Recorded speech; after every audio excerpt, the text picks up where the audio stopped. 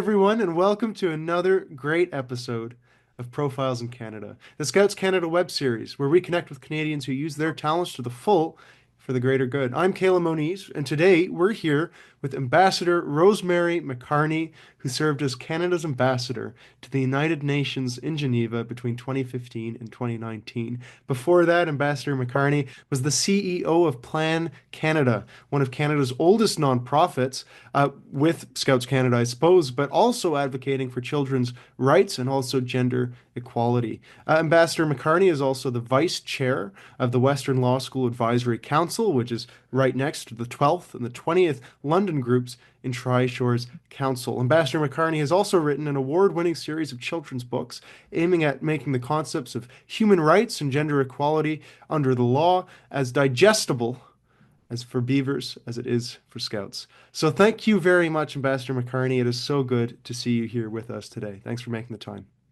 Thank you. It's a pleasure. All right, so let's get right into it. For this interview, we're going to talk about human rights. We're going to talk about your work at the United Nations, but I want to sort of start by asking, how did you discover your passion for advancing children's rights in particular? It's a great question. I think that I'm never sure where it starts, and that's why I think it's important to reach out to children in, as you described, digestible ways, so that it's not something that you arrive at university and take a course in human rights and go, oh my gosh, I wish I'd known this for 20 years. Right. I'm not sure where it turns on or where it becomes conscious for kids. For some, it's very quick, and it's that language of children when they say, well, that's not fair. And it might be on the playground or at home, like, well, that's not fair. And they have this intrinsic awareness of fairness. And so I think it's important that you layer it in and layer it in. So it's second nature. Children, adults, becoming adults, they understand that, you have rights and you have responsibilities that come with those rights. And so how do we make that just part of who we are from the earliest stages, layering and layering and layering, until you become a sophisticated adult and say, it's still not fair. And now I can do something about it. Yeah, that's a great point, and I think that speaks very nicely to your children's book series, which I'll briefly mention. Your first book, Every Day is Malala Day, of course, was about Malala Yousafzai, the Pakistani female education activist, youngest ever Nobel Peace Laureate. It's been published in 12 languages, 20 countries. Perhaps our viewers at home have watched it. I can tell you it was in my middle school library, which make this interview just a little bit more surreal to me. What drew you to encapsulate these big ideas in children's books of all things? And then why do you think they've struck such a chord? Because obviously they've seen such success. Yeah, well, that's always it's a shock. I mean, when you put something out in the world, you don't know where it's going to go or how it's going to be received. It's quite an organic process. It kind of goes viral or it doesn't. And it was interesting because the first one with Every Day is Malala Day was really quite poignant for me because on the day that the then young girl was shot for her views on girls' education, I was on a plane going to New York to celebrate the first International Day of the Girl. Wow. So we had been working on creating this moment in the year when the attention to girls' rights, the situation of girls around the world was taking place, and we, advocated, etc., and it was being declared. And so we were invited to the United Nations for this amazing opening day, and buildings were going to be lighted up in the girls' colors, etc. And we get this news of this young activist who we were all conscious and aware of had been shot. And it was, I remember the moment viscerally. And as she recovered, the plan was involved in getting her to the UK, etc. And she was supposed to come to Canada, and it was a number of things. And I thought, it's not like this one moment, and it's not one day. It's every day that we need to be attentive and purposeful on advocating and thinking and reflecting and discussing the issues that are still to this day affect girls, especially young girls, adolescent girls, around the world, whether it's early and forced marriage or it's denial of an education, et cetera. And we see it going on today in various parts of the world, and unfortunately in Afghanistan again, and but so many other places as well.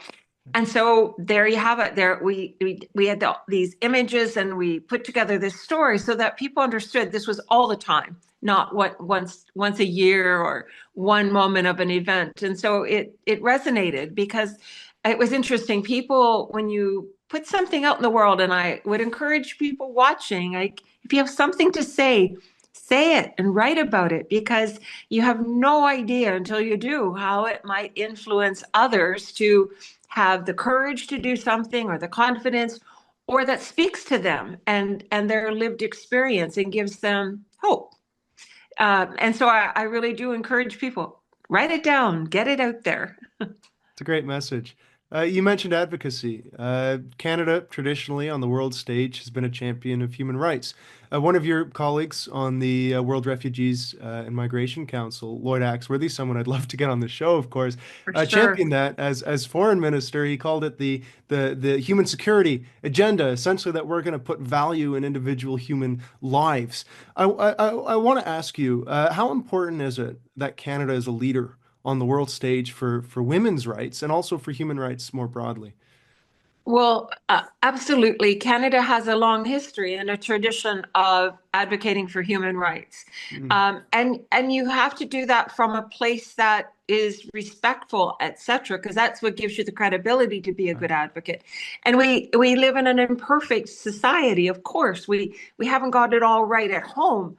Mm, But I would say about Canada is we strive, we try, and then maybe there's a pause, but we're always trying. We're this giant, wonderful laboratory for a society that does do these things better all the time and learns from past mistakes. And Lloyd Axworthy, who I have so much respect and right. time for, when he coined that human security agenda, it changed the dialogue, it changed the narrative, in a really significant way. And if I was to say, like, one of the most important agenda items of our time, still, it's the human security agenda, whether we're dealing with mass displacements of people because of the climate crisis, or because of Yeah. conflict, or because of human rights violations. It brings it down to a level where you and I can identify with a human security agenda, because it may be things that we've experienced in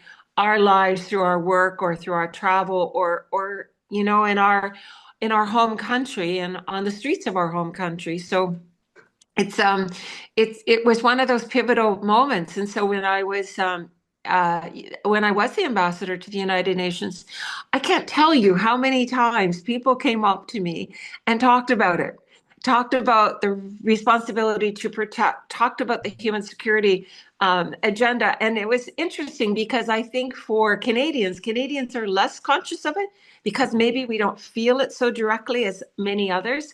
But when I remember when Lloyd came to Geneva for some conference or speaking engagement, it was like having a Class A celebrity in town. Everybody, so many decades later, knew exactly who Lloyd Axworthy was, what he had done, what his doctrines he had championed. It was just a great reminder and great pride in our country too. Let's talk about the United Nations then. Obviously, you represented our country as the ambassador to the United Nations in Geneva.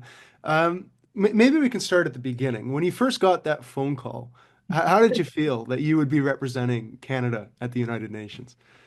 Yeah. Well, I know it may seem trite to say, but there's just no greater honor than to represent your country internationally. Just Wow. nothing at all. Um, I love the idea of Geneva in particular. And the reason I say that is because my most of my career had been on the issues that are front and center in Geneva. Most of the international organizations of the UN system, the UN family, they're headquartered in Geneva. So the UN High Commission for Refugees, the International Organization for Migration, the World Health Organization, the Conference on Disarmament, which I was also ambassador to the Conference on Disarmament. So all of the disarmament, non-proliferation issues. Uh, there, there's there's 100 organizations headquartered there. Also, civil society organizations like Doctors Without Borders, and Mm. so most. I mean, the hub is Geneva, not New York. New York is so important because, of course, that's where the Security Council is headquartered and the UN General Assembly. But it soaks up a lot of oxygen, and Geneva's where the things happen, the sort of the frontline operational details that make things happen. So it's an extraordinary place to be. And so, it's an extraordinary place to be. And it's very challenged, of course, always, because it's member states who spread across the whole spectrum of ideology and type of government and economically advanced and low income. That, like, you have all of these various parts of the spectrum, and always trying to find consensus. What's going to work most well? That's a funny way Mm. to say it, but most well, not perfectly, for the greatest numbers. And Mm. that's every day of every hour, you're negotiating, advocating, having those deep conversations, empathetic and listening conversations with this diverse range of the people of the world. And it sounds, again, it's like it's the people of the world are all there representing their countries. That's amazing. So It then is. I'll ask Ambassador. So how did you find that consensus? Did the fact that you were Canadian, obviously Canadians got that long history, as we mentioned, help? Did that provide you with some ammunition going into your negotiations? Sometimes. Sometimes. Sometimes. On issues of, for example, the Human Rights Council, which is also headquartered in Geneva, on issues of things like gender or climate, where there's human rights implications, Canada has a lot of street credibility. So when we spoke, we were backed up by, years of actually putting it into practice and being very open about where we don't have it right yet. And I think that's important for your credibility. On other issues, not so much. Like where we actually haven't got that kind of credibility, or we haven't got the track record of actually putting things in place and putting our money where our energy is and all of that. So it depended. But in general, let me just say, in general, Canada comes with a lot of credibility because people look at this country and go, the vast amount of geography we have, Mm. kind of our history, which is, from a perspective of the British, French, Portuguese kind of colonial history, Mm. we don't really come with that. We do get questioned and challenged on our Indigenous Mm. past and history, and what are you doing about that? But in general, we come with pretty clean hands. And I say pretty clean hands. I'm always qualified because we have got a history as well, like everybody. But we also have a contemporary period where, clearly we've rolled up our sleeves on a lot of those issues. And our migration history, again, stands us in incredibly good place, even among the most unlikely, what you would say, adversaries, Mm. are very respectful of how Canada has managed and embraced migration from their countries and other countries. And so, without mentioning names, you would be surprised at how many quiet times ambassadors from those adversarial, what we would say might be adversarial countries, would say thank you Wow. quietly, Wow. unofficially. Wow. Yeah, That's pretty incredible, powerful. really. That's incredible. So why don't then chasing that a little bit, Yeah. what were some of the most meaningful experiences that you had when you were, UN ambassador in Geneva? I think that there's those the things where you had success in negotiations and were able to find a consensus that was respectful and respectable, not a lowest common denominator. And, I was surrounded by an amazing team of young Canadian diplomats who were, brilliant in what they were doing and built the relationships of trust and confidence to be able to have those tough conversations and negotiations with countries where, their instructions from their capital cities might have started quite, severely away from us, but would work through with their capitals and find that ground, that common ground. Consensus is a hard place because everybody's giving up something to get to a consensus. And I think one of the things that I learned really clearly was that, every time you got a consensus and you're going, oh, I didn't want to, give up on this. It's like, it's one step. If you can get an agreement, a resolution, a convention, a treaty negotiated on a consensual basis, it's a first step. You Mm, got that.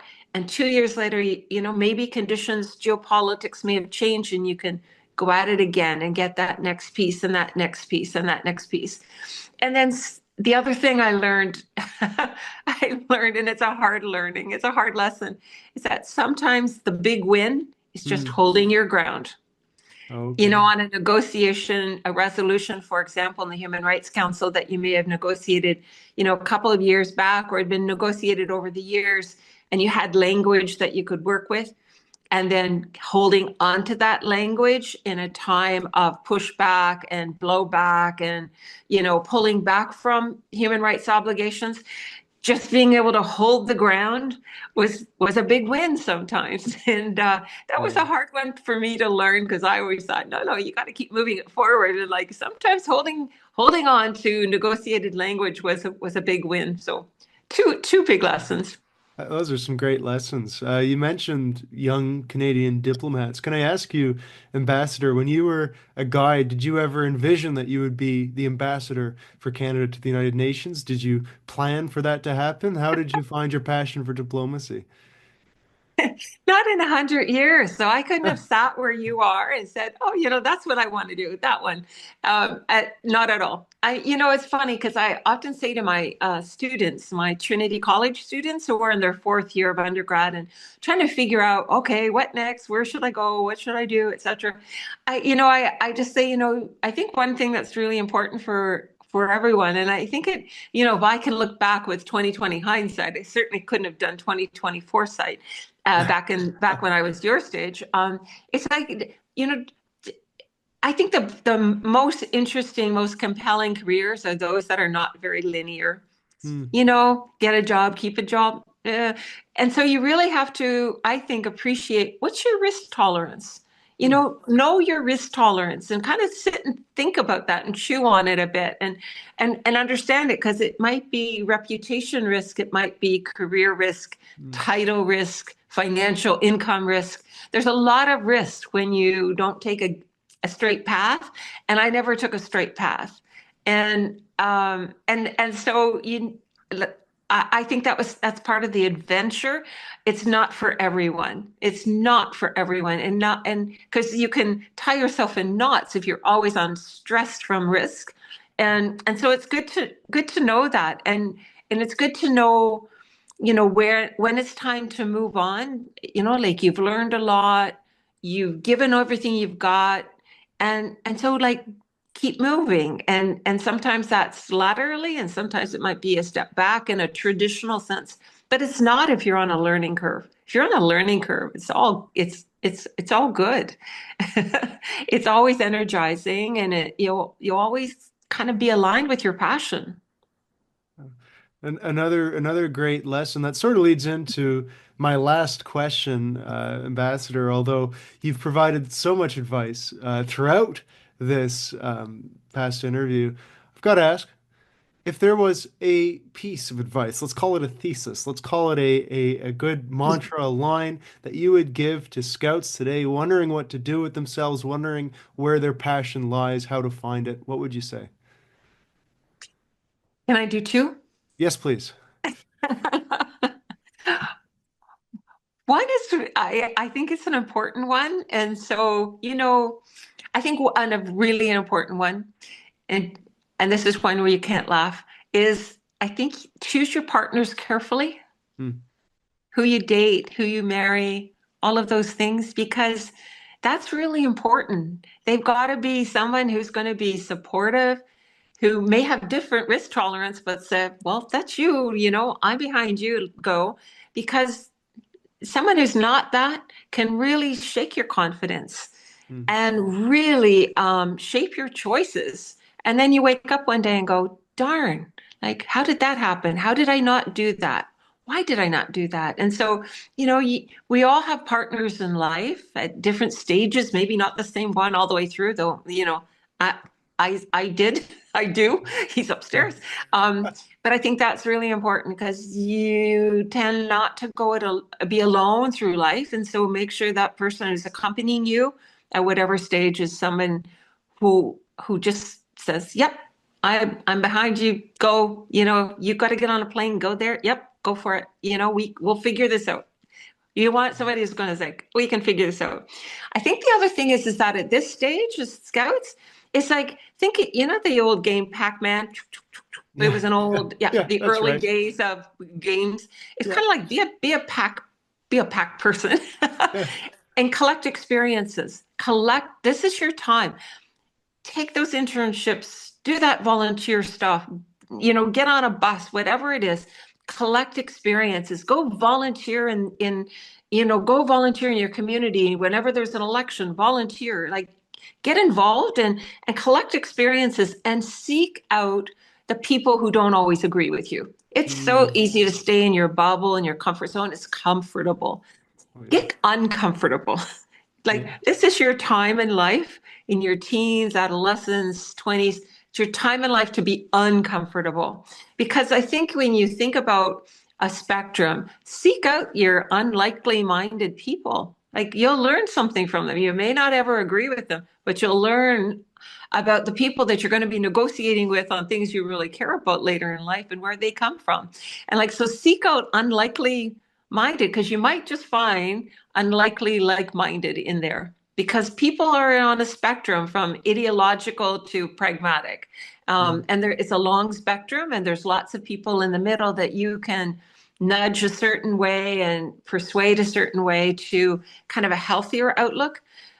So it's, choose your partners well and like be quite assertive about collecting diverse experiences. Just get out of your comfort zone.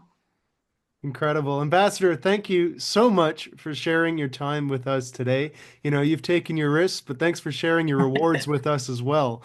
Greatly appreciated. Obviously, uh, the fact that we're able to have so many Canadians sharing these experiences with us on this web series is really quite meaningful and says a lot, I think, about the country and the people who represent it. To everyone at home, thank you so much for joining us. Our next episode is going to be in 2 weeks' time with another great Canadian who uses their talents to the fullest in service of their communities and, of course, of their countries. I look forward to seeing you then. Thank you so much for being with us. Thank Cheers. you. Cheers.